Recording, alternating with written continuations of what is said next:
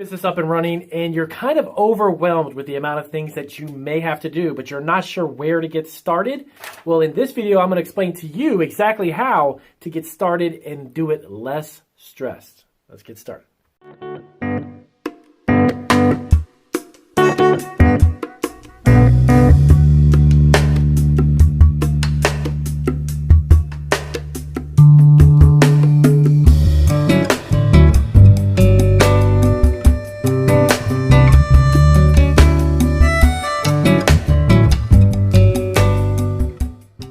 So as I mentioned in the introduction, I want to explain to you exactly how I actually got started and some of the steps that you can take from what I've learned and actually get going a little less stressed as you may be, because sometimes you may feel quite overwhelmed by the amount of things that you have to get done. And you're not sure exactly where to get started, and especially when you're starting a small business, you will never have all of the answers to all of the questions that you've got, and that's perfectly fine.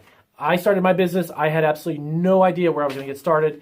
I just started. Now, I know that may be really simple, and you're thinking, Damien, wow, that's just really easy to say, just get started.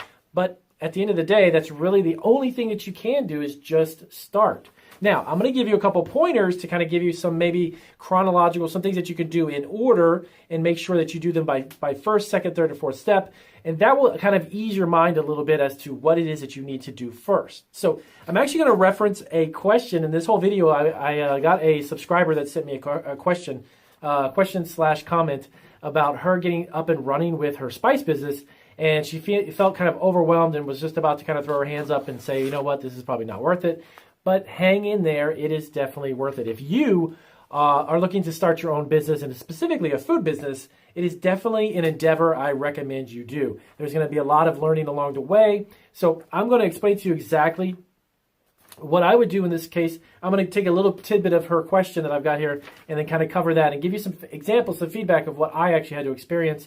I didn't really have much resources when I first started my business. I just told my wife, let's just do it. And we pretty much rented a space. I kind of used a little bit of our 401k and some of our personal finances to do it. And then from there, we just kept the ball rolling, and it's now about 11 years or so into it, and we're doing very well. So really quick, so her business was a spice business, and she was looking to figure out where she could get it started, whether it would be from home or whether it would be like commercial kitchen or maybe get a co-packer. So here are some of the questions that she had. So the first off, the question she had about how much money does it take to start this type of business. To be honest with you, I can't gauge that for you. I can't give you a gauge as, it's going to be $50,000 or $60,000 or $2,000. And here's why. When you start your first food business, there's a lot of variables and factors that come into play with how much does it cost to start it. There is no one clear answer across the board because it depends a lot on where are you starting it. If you're going to do it from home, you're going to save yourself a lot of money, but there's a few restrictions and a few things that you can and can't do. Potentially where you can sell the product is a big limitation because you can't do a business online from home when you're making food in almost every state. There's a couple different states that have some laws on the books in regards to selling online, but they're very, very few. And also the type of foods that you can resell or make and sell online from your home are even more limited, okay? So for instance, if you're starting from home, that's going to save you a lot of money, right? Because you're not going to have to build a kitchen out to make your product. The other thing is that you have the opportunity to rent a commercial kitchen. Now, Damien, how much money does it cost to start a food business if I'm renting a commercial kitchen? Again, I couldn't give you an exact amount, but I can give you some criteria to understand about how you can figure out how much it will cost you. If you're renting a commercial kitchen, they rent them out by the hour. They rent them out by sometimes the day, maybe 3 or 4 hour lots. And on top of it, it depends on the type of kitchen. A commercial kitchen with just equipment is going to be a certain price. There's these new types of commercial kitchens that have opened up called incubators, where they have a lot of business advice, they have a lot of mentors, they have a lot of other resources. Those have a tendency to be a little more expensive. So it's really going to be dependent upon that as one of the biggest places. Our biggest questions is what place are you going to do it from? Okay, I personally would recommend starting from home because you don't have to invest in kitchens and equipment and all that. And there's quite a few items that you can actually make from home and sell at farmers markets and sell locally. And it's a really good place to do it without having to invest a lot. So number one, start as much as you can, start from home. Okay, the first thing I would do is come up with a product. I can't tell you how many clients, and I love working with my clients and I love giving them directions, but a lot of them have a first question right off the bat is, I ask them in my questionnaire is, do you have a product? And some of them actually do, and some of them don't. So the first kind of correspondence I give them is you need to figure out what it is that you want to make. Having the love and passion for cooking and making food, that is totally different than having a set recipe for a product that can be packaged and sold, okay? That's different. Cooking something that you want to get into catering, that's a whole other video. That's a whole other topic. But if you have a product and you're looking to make it, that's number one. Number two, finding out where you can make it, as I just mentioned, okay? You need to find out where would make the most sense for what you want to do. Specifically for her question, it's a spice business. Now, almost every state allows spices or rubs or mixtures of spices and spice blends to be made in your cottage food kitchen at home. I say almost all because every state is a little different, but most of the states that I'm aware of actually allow that because that's a non-potentially hazardous food product. Something that doesn't really spoil with temperature. It's not time sensitive. So dry rubs, the spice blends, and those types of things are great to start from home because it's a low overhead, low investment, and it's allowed in almost every single state, okay? So figure out what you want to make as far as the spice. So to answer her question directly, if you're looking to get into spice business, create a spice, maybe a line of spices, maybe 4 or 5 different types, or if you want to just stick with one, stick with one. That's perfectly fine. But create the product. Next up is figure out how you're going to package it, okay?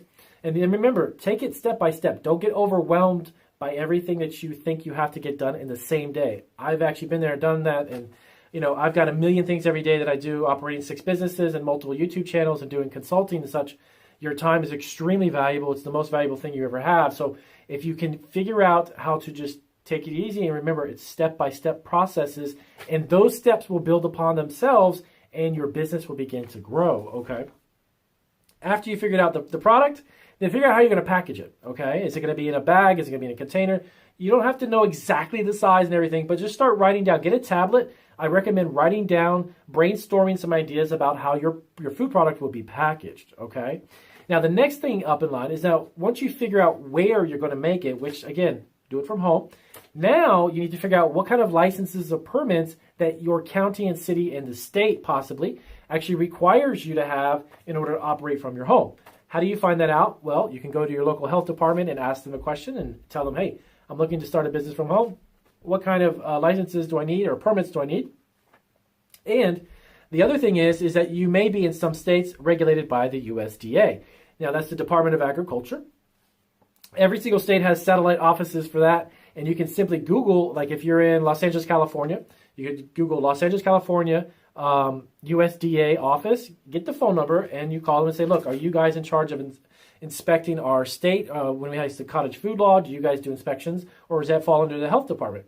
Believe it or not, in some states, the health department and the local government agencies don't even regulate home businesses. You don't even have to have a license or a permit in some states. Texas, if I'm not mistaken, is one of them. Texas doesn't even have a law on the books that requires you to have it inspected or even regulated by a government agency.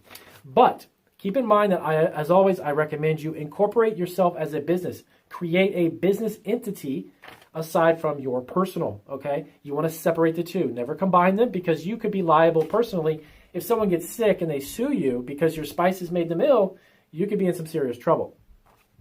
Also, get food insurance. So here's the next step. So once you figured out your product and figured out where you're going to make it, find out what type of permits or licenses are needed. Now, that's going to cost money. No business has ever started on $0. If someone tells you that it's cost you nothing, that's nonsense. Everything costs something. So keep that in mind and don't get discouraged if it's $150 for the license. You don't have the money or something right now. Save up the money, get the license, then get the permits. Get everything you need to follow the guidelines to do it right and do it legally, because that's going to be the best route, okay? And if you have additional questions about that, always ask. Don't be afraid to ask, because when you start a food business, you're going to need to ask about 1 million questions. I've been in this business for 11 years. I still have 1 million questions every day that come up like, I don't know about this. I need to find out. I need to call this. So no matter what it is, it's a constant learning process. So don't lose that. Don't keep track of the fact that it's going to be something that you're going to constantly be evolving and keep asking questions. Never stop asking questions. Next up, so she was trying to ask also where she starts. So she wants to create a spice blend. She wants to do some spices. That's great. But where do you start? Like, how much do you buy? Well, to be honest with you, that is going to be a question based upon where are you going to sell it. And what I mean by that is, let's say you want to open up a stand at local farmers market and kind of get a taste for how is it to operate a business from home? How is it to start a small business? Farmers markets are great experimenting, like grounds to experiment on. So if you want to go there and you want to sell 100 packs or maybe 200 packs of your product, calculate, number one, remember what I said in the beginning? How big is your package? Figure out the size. That's going to dictate how much you need to buy in order to sell, let's say, 100 packages. Set yourself a goal. I want to sell 100 or 200 packages over the next couple of farmers markets that I go to. I want to sell that. And start small. Don't make your goals so big that if you've never experienced this, you're not going to be able to handle those big goals. You need to start small and let it compound, okay? So how much do you need to buy? That was going to be dictated by how much do you want to sell. So if you want to sell 100 bags and there are 4 ounces each, well, you need to make 4-ounce bags times 100. You need to make 100 bags. Figure out your spice, your recipe, and then buy what you need to just make that goal. Once you sell through that goal, then set a higher goal, then buy more spices.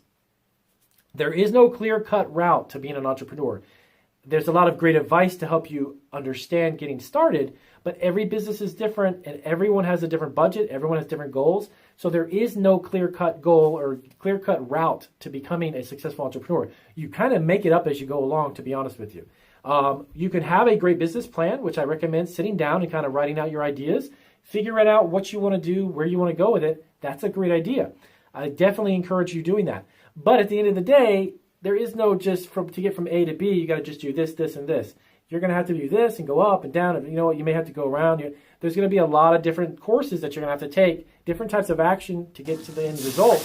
And not every business is going to be the same. So I hope that kind of eases your mind. Take it easy and take it slow. Make your goals small in the beginning and achievable so you can build upon that. Don't try to create something overnight and create it within the next couple of weeks or even a couple of months.